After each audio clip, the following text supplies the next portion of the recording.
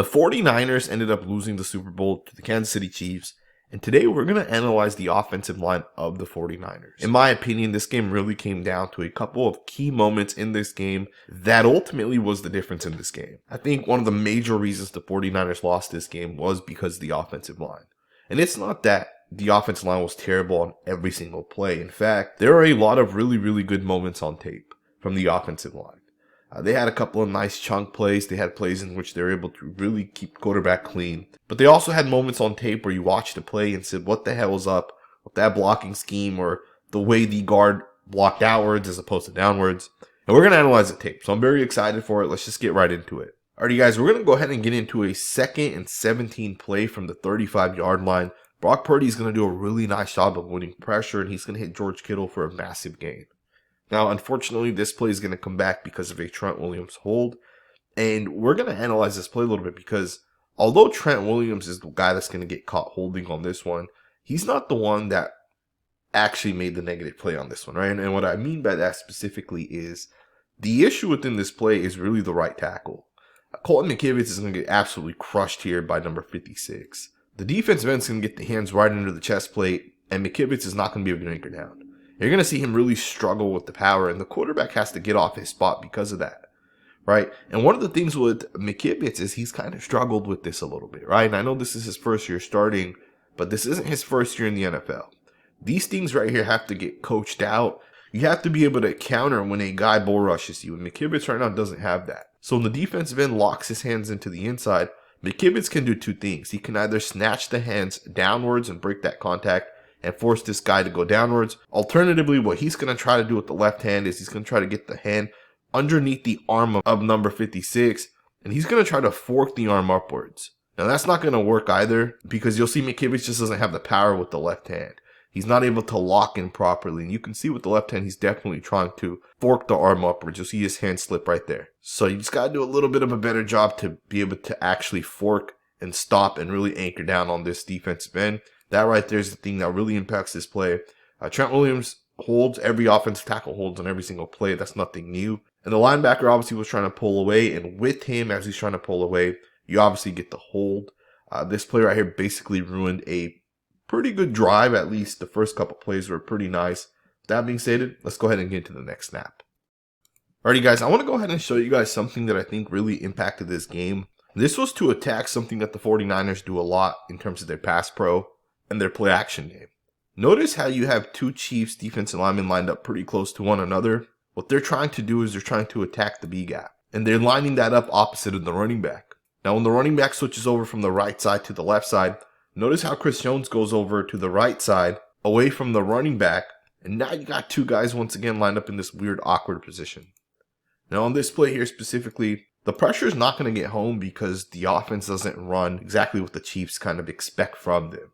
Now, the Chiefs obviously do win this snap, specifically it was third down, but I want to show you guys a couple more plays here, starting with this play right here. So you'll see that this is a 1st and 10 play, and the 49ers are going to end up getting pressured. You'll see the linebacker ends up hitting the quarterback, the ball's basically thrown away. But if you guys keep an eye on number 54, and look at the gap that he's blitzing. He's blitzing the B gap. And this was one of the things that the Chiefs drew up. This is one of the ways they attacked the San Francisco 49ers. If you guys keep an eye on the center's going to snap the ball and pull to the left of your screen. So what that's doing is that's basically making the guards ultimately block downwards. Alright, so this is going to make Aaron Banks have to contain the inside here to fill for the center who's pulling to the side over here. Feliciano's going to also step down. The tackle's going to step down to make sure no one jumps these gaps. Now the Chiefs are countering this by slanting towards the inside and blitzing the B gap, as well as bringing a guy to the outside, which makes Trent Williams take that outside guy.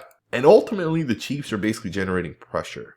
They almost found some sort of way to attack the 49ers, and you see this play right here on tape a number of times. This was 1st and 10. Early on in the third quarter, you see an incomplete pass there. And you'll also see on one of the game's biggest plays, this was the 3rd and 4 play in overtime. The Kansas City Chiefs are going to once again run this same play. Once again, the 49ers aren't going to be able to pick it up. Now, you'll see from the 49ers side, the center's going to pull, and the guard's going to end up stepping down. That is Spencer Burford specifically that's going to end up stepping down. And the Chiefs also press the B gap. Obviously, Chris Jones is going to be the guy that presses the B gap. They're also going to blitz number 20 here to the inside. And that once again is going to give you two guys pressing the same side away from the center. And once again, the quarterback's going to get pressured. And on this one, he's going to basically throw it away. Now, I bring this play up to show you guys that the Kansas City Chiefs designed a couple of things that I felt like the 49ers on the offensive side didn't really account for. They didn't realize that if we run this specific blocking scheme, the Chiefs may attack it a specific way.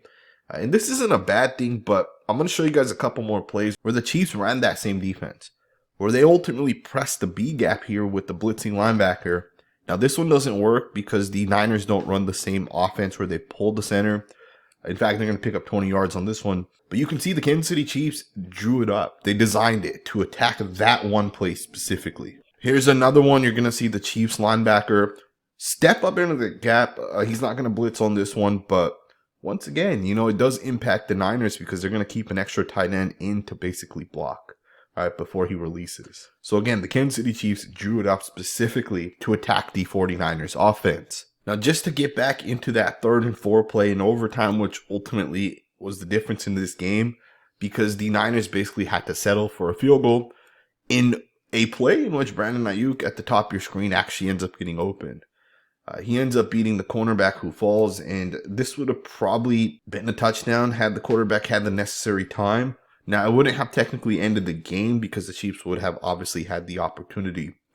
But once again, you see the Chiefs attacking the B gap, and it's to attack this play. Now, some people blame Colton McKivitz for stepping out to George Karlaftis, number 56. This one is not on McKivitz. This one is actually on the guard.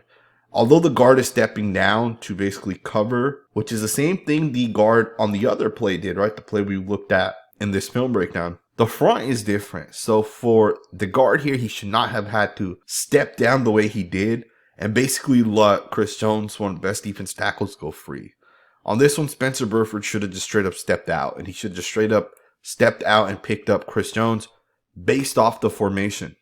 Even though the center's pulling to the right side here, there's enough guys between the left guard and left tackle to pick up Nick Bolton as well as the defensive tackle who's lined up in the 3 technique there.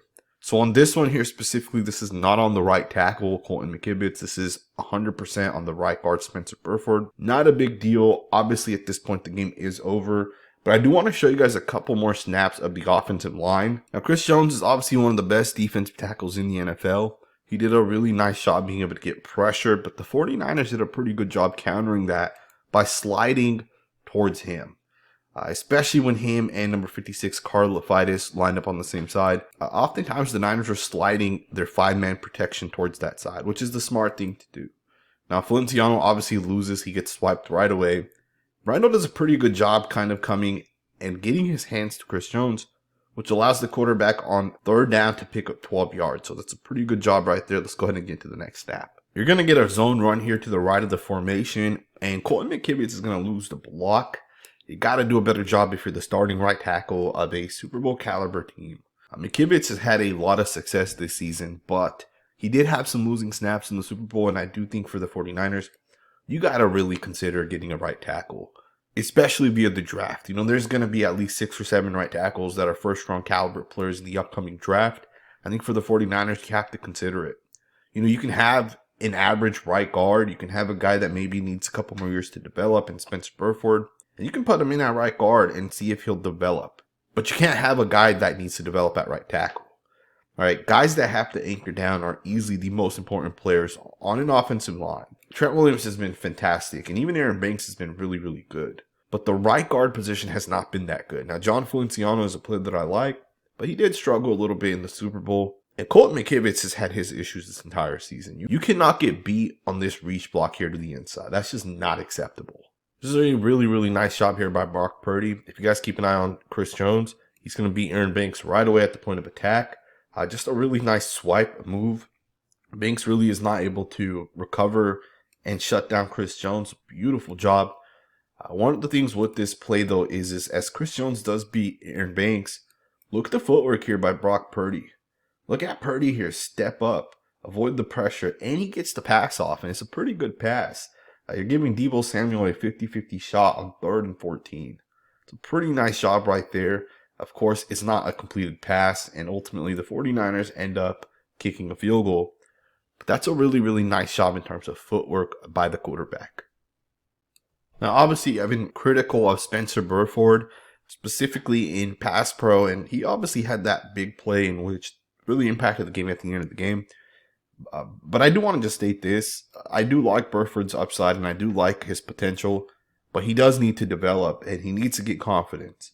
You know, Chris Forrester's a really, really good offensive line coach, but you got to be able to develop guys. And right now, the 49ers haven't really been able to develop guys. I think Aaron Banks is a really, really good offensive lineman, but Burford and McKivitz are guys that should have developed more. I know McKivitz was a 5th-round pick back in 2020, and Burford was a 4th-round pick just a couple seasons back. But if you expected these guys to be your starting right side of the offensive lineman, you'd expect these guys to develop more. Right? But again, I do like the upside with the right guard specifically, because you see plays like this where Burford's able to reach on a split zone on Chris Jones, who's lined up to the inside. It's a really, really nice explosive play. You see how quickly he gets out of his stance on this one. And he gets to the inside of Chris Jones, and this play's going to pick up about 6 yards. And this block right here is a big part of why this play picks up 6 yards. So it's a great job right there, being able to get that block on Chris Jones. You also see the power on this one by Burford. He's going to do a great job getting the hands right into Chris Jones, and he displaces him, right? That's a really, really nice, powerful rep by Burford. Right away, you see the powerful hands, displaces Chris Jones, gets him off balance. Jones is trying to hit him with a swipe move, and it doesn't work. Burford gets Chris Jones off balance. That's a great job right there. This is the upside that Spencer Burford has, right? Of course, he hasn't really developed into a top tier guard, but I do think that as he goes forward into his career, I think he's going to be a good football player. Of course, the 49ers got to roll forward with him and let him develop and get those reps and confidence. You got another one here. Right tackle has to do a better job being able to anchor down. These are the plays that really matter the most. This was 3rd and 11 here, and you can see the pass is just thrown away. You got to do a better job as a starting right tackle. You got to be able to anchor down. You got to be able to stop the bull rush, and you got to give your quarterback a clean pocket. That's a terrible job right there by Colton McKivitz. Again, the 49ers really got to look at all options as they kind of go forward. I'm not saying McKivitz cannot develop, right? He can obviously develop, but you got to look forward to being able to anchor down at that right tackle position to run an efficient offense. Alrighty, guys, let's go ahead and wrap this video up. I want to give you guys my final thoughts and opinions. One of the things that I'm seeing a ton on social media today is that Kyle Shanahan is a terrible coach and he can't win the big game. And it's crazy to me to think that there are people out there that actually believe this to be true.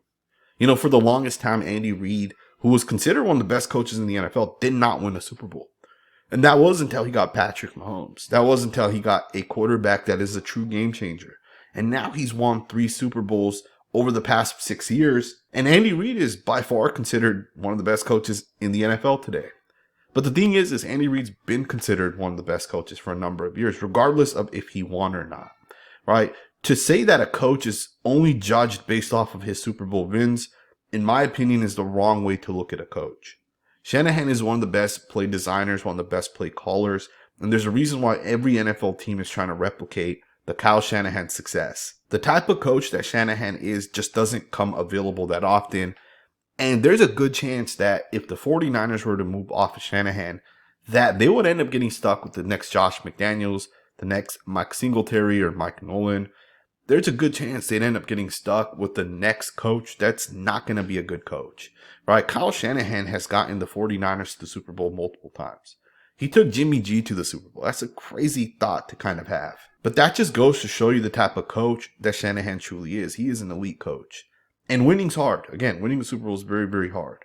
And for Shanahan to do it, maybe he'll win that with Brock Purdy. Or maybe in 6 to 7 years, Niners fans will look back at Brock Purdy and say he really wasn't that good.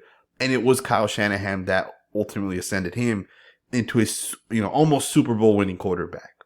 And I'm not saying that's the case with Brock Purdy. I'm just saying don't be shocked if that does end up being the case. I do really, really like Brock Purdy, and he's obviously a lot better than Jimmy G in terms of his ability to make plays and really create. But again, don't be surprised if down the line we find out that Kyle Shanahan was a big reason to Brock Purdy's success. The same way Andy Reid's a big reason to Patrick Mahomes' success. Coaching matters in the NFL more than people realize. It's easily way more important than the actual quarterback themselves. A great coach can take a team into the Super Bowl, they can take them, as far as possible. But of course, a great quarterback is going to be the difference of winning a Super Bowl and losing a Super Bowl. And we've seen that now with Jimmy G not being able to win the last time the 49ers made it. And this time, I don't think it's 100% on Brock Purdy. I think from a scheme perspective, I think Kyle Shanahan was outcoached. Steve Spagnuolo outcoached Kyle Shanahan. I think that's kind of the difference in this game. Now, of course, you can flip it. And Andy Reid obviously did things as well that ultimately allowed that offense to have success against Steve Wilkes in the defensive side of the football. But generally speaking, I think the 49ers will bounce back. I hope you guys enjoyed this video, and if you did, consider subscribing. We will definitely be covering the 49ers as we go forward. We'll be looking forward to some of the rookie stage draft. We'll analyze those guys in the offseason as well. Hopefully they get themselves some offensive linemen, some defensive linemen. We'll see what ends up happening. Let me know what you guys think in the comments below. Thumbs up, subscribe, and I will see you guys next time with another video.